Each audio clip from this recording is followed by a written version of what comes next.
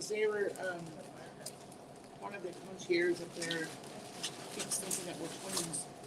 I know. We're not even related.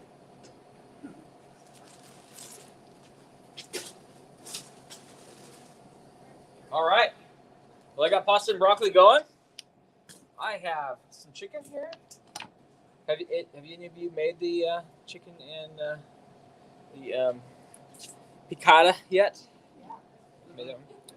So for today, I'm going to be doing, instead of using capers, I'm going to use pepperoncini because I couldn't find the capers.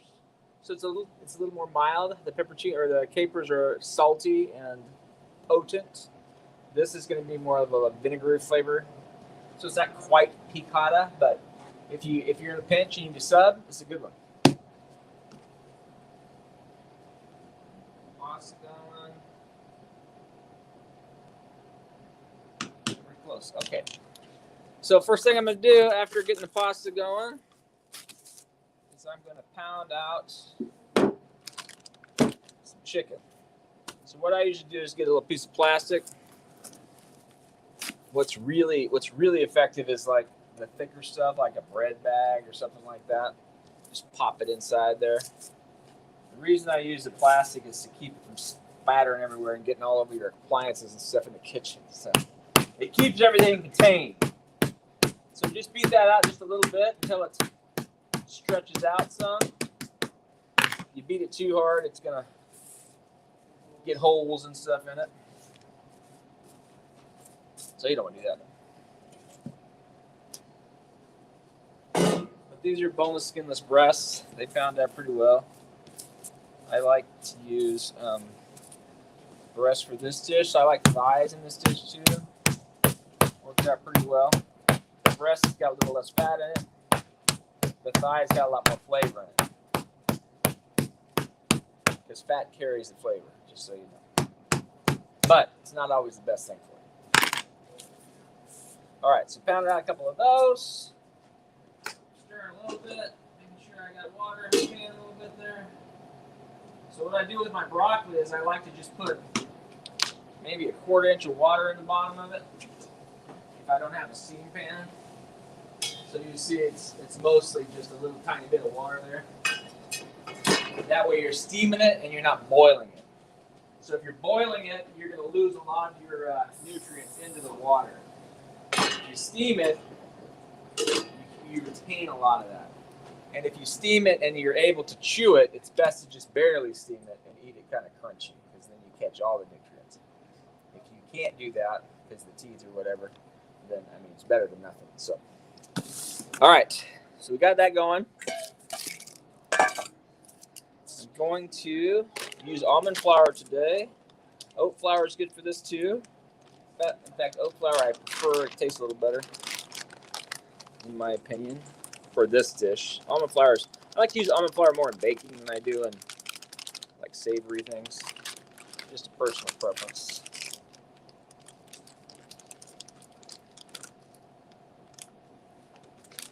Watching my stove so it doesn't boil over.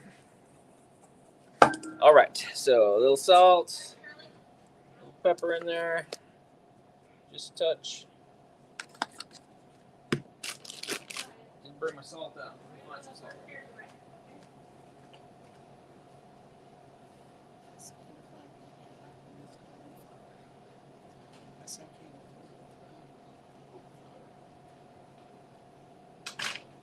I like to use kosher salt most of the time because I can control the flavor in that. But the iodized salt gives you something that the kosher doesn't, so you get some iodine. But it's just harder to get the flavor you want with this stuff when you're in my business anyway. So a little salt and pepper there. All right, pounded that. We're going to get some water going. We got that going. All right. Now we'll just take that chicken in there. Just coat it a little bit on there. So you just got a little coating on your chicken.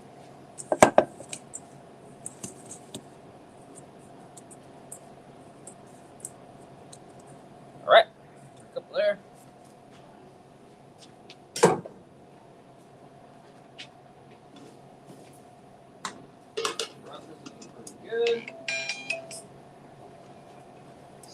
my pasta's done. So we'll kill that. Now, when you're doing the brown rice or the pastas that aren't wheat, you got to get them off the water quick. Otherwise, they turn into a gelatinous gummy paste. So, as soon as you get that done, get them off of there. And what I usually do is run a little cool water over the top. Just to chill them down a little bit so that it stops the cooking process and it doesn't start sticking all together like. So just take a little bit of cool water and that'll slow you down a little bit. You can run it, cool water over it, or you can put it in a pan with water in it. And what you'll do is right before you get ready to put everything together, you'll just heat it back up real quick. You can save your hot water, dip it in and pull it back out again. If you want to do that, or if you don't mind it being gummy, you just eat it like that. It's fine. All right, so we got some shallots. Shallot is the lily family, like an onion and garlic. It is a little more mild flavor, so it goes well with this dish because you're kind of focused in on the acidic in this dish, the capers, or in our case, the pepperoncinis today. So I just take that. I like it diced, so I'll break it down like so. So I get little things like here, and then I'll just do a little quick mince on that.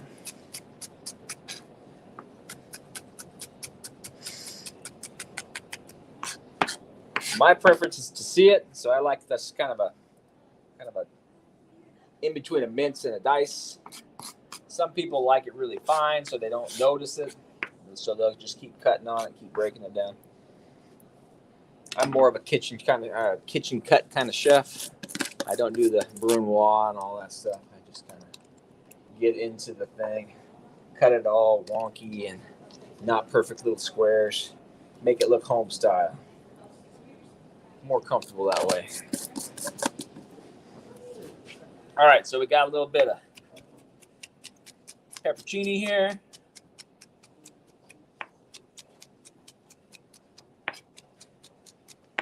And I try to get that cut just about the same consistency as the shallot.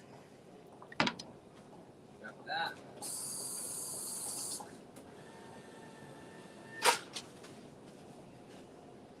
Okay, now we've got this broccoli done. And my lid becomes my pan on this one.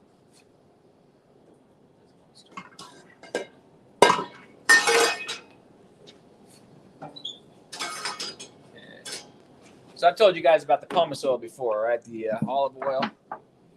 That is second or third press. It'll get a little higher temp, so it's nice to be able to saute in. You can use virgin olive oil, but you want to turn your heat down, and you're going to not get the same kind of color that you would get from a pumice oil. You can use other oils too. It's just this oil is a little less. It doesn't have all the chemical breakdown and the high heat that they put in canola oil and vegetable oil and those kinds of things. So the refining process in those other oils, not so good for you. It's helps with creating inflammation in your body and that sort of thing. So this is a little more refined than the extra virgin, but it's still an olive oil, so it's monounsaturated, so it's a little better for you than some of those other oils. So I try to use that when I can. So we just get a little heat going.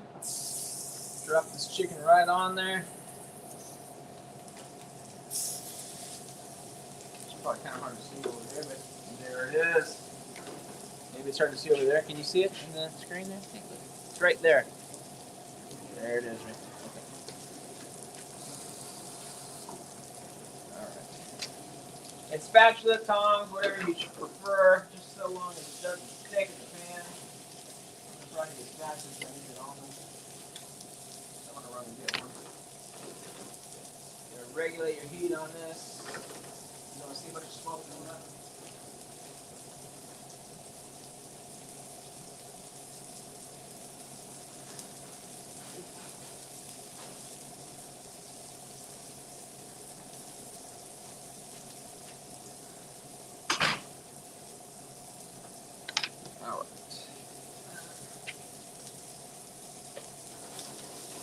So I don't move it around a lot. I put it down and I watch the thing for, I watch to see that there's a little bit of light color coming up around the edges.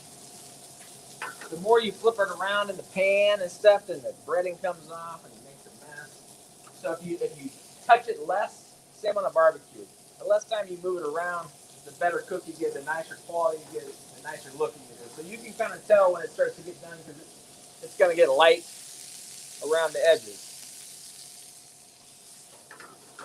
And if it'll not stick the pan, you can shake a little bit, fine. But if you're starting to scrape around and stuff, it busts it up and makes it ugly. All right. Now that we got that going,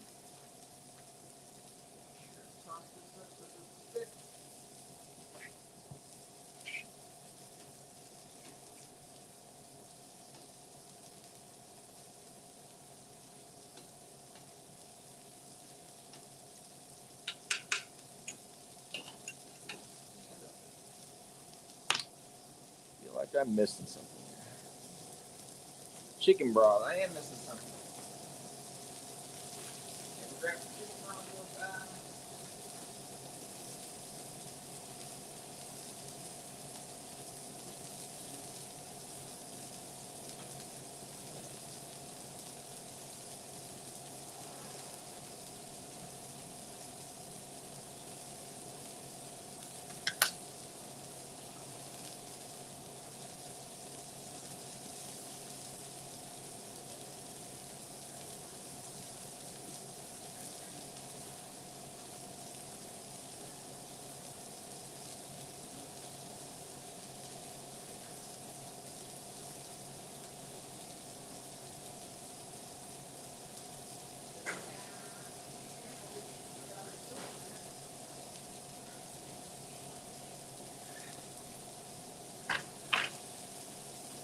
All right.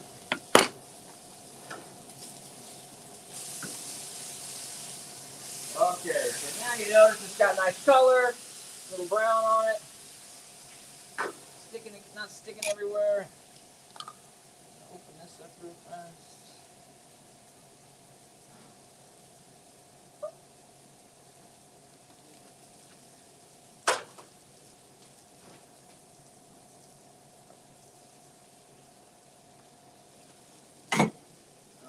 While that's cooking, I'm gonna grab some plates out.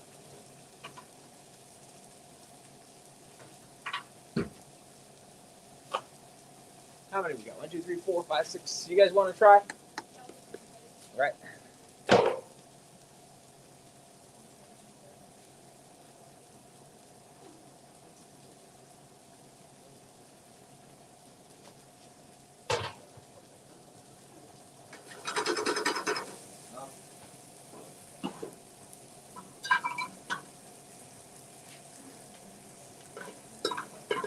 That's fun. We're going to cheat and speed it up a little bit. I'm going to start cooking sauteing the shallot in a different pan. And we'll bring them together. This just speeds it up a little bit. Messes up a lot more pans, but I got people that'll clean them for me, so I don't worry about it.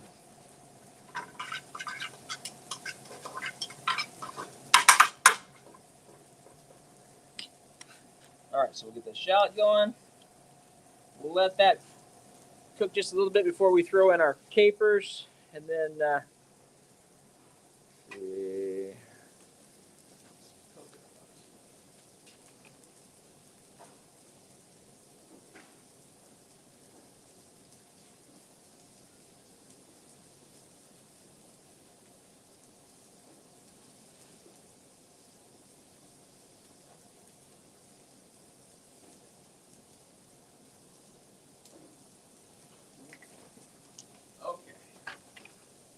So I'm gonna use some coconut milk today with that, just to kind of keep it on the lower inflammatory. Dairy is a pretty high inflammatory products. I mean, it tastes good and it makes really good if you use cream in this, but it works havoc on your body sometimes. So we're just gonna get that going.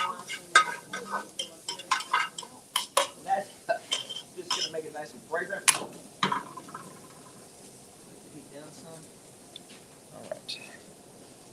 And we'll put a little bit of this chicken broth in there. A little bit of this. I'll shake this up. What kind of coconut?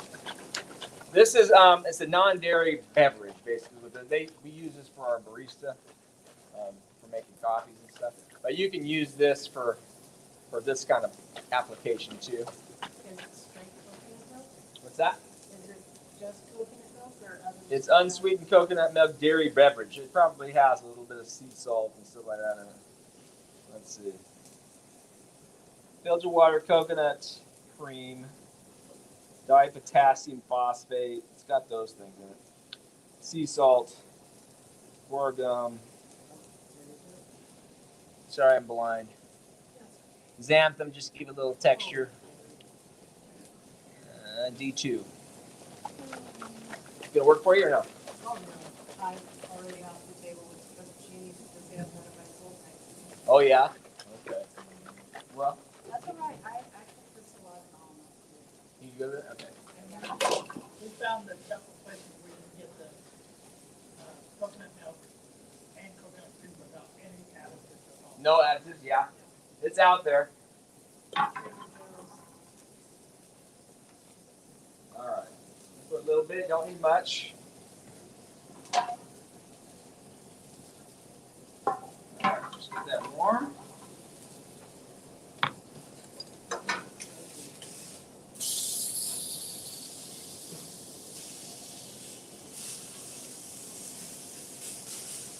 Close.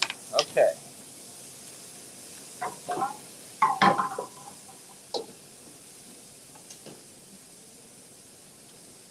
Now, what I like to do is take my pasta and put it right in with that sauce. Instead of pouring it over the top, because this stuff will soak it up better if it's in it than if you put it on it. So I just kind of stir it in there over low heat.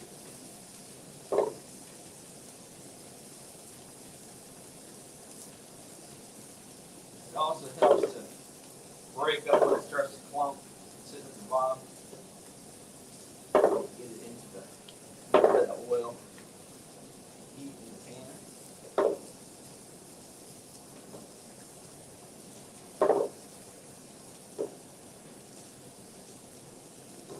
So, kind of see, I don't know why that make a mess. Okay. Handy dandy thing.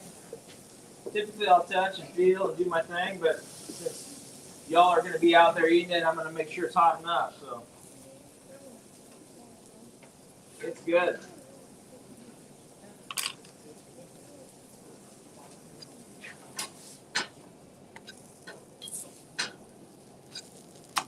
Pull that right off.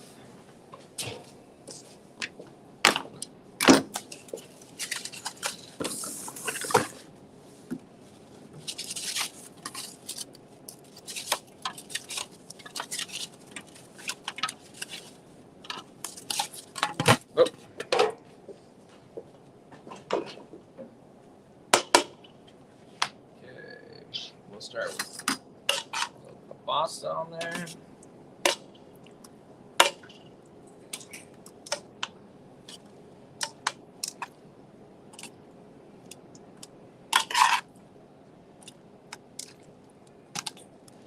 And you can use different pastas, like fettuccine or linguine or any of those kind of things.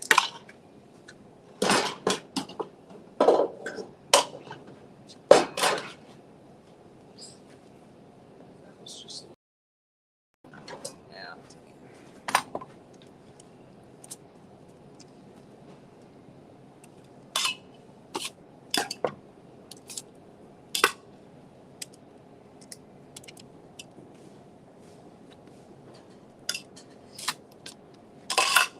Alrighty.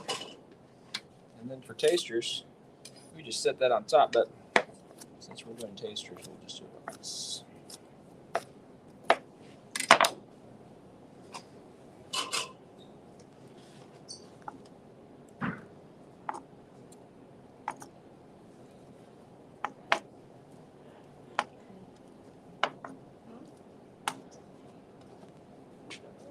Alrighty. Ready to roll. Go right there.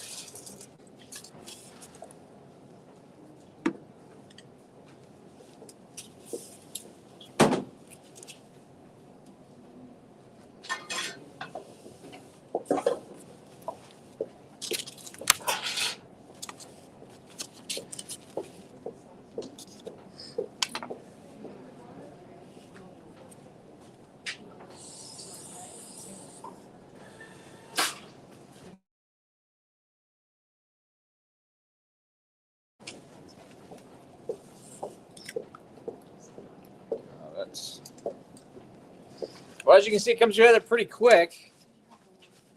What's that? I have